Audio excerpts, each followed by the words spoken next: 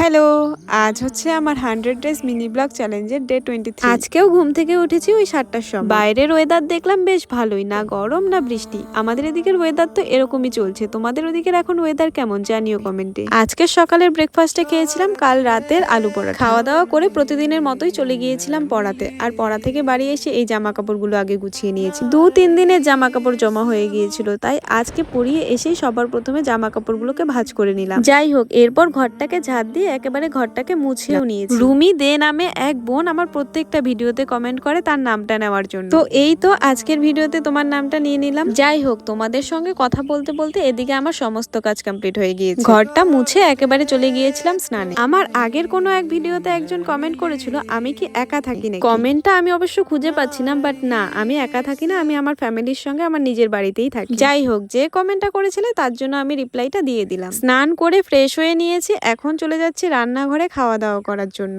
আজ বিকেল বেলাতে আর পড়ানো নেই, খাওয়া দাওয়ার পর একটা টানা ঘুম দেব। লাঞ্চ করে নিয়েছি, এখন খাবো একটু আম। আম খেতে পছন্দ করে না এমন মানুষ হয়তো কমই আছে, আমার কিন্তু খুবই পছন্দের ফল হলো আম। আচ্ছা, তোমাদের ফেভারিট ফ্রুট কি কমেন্ট করো তো।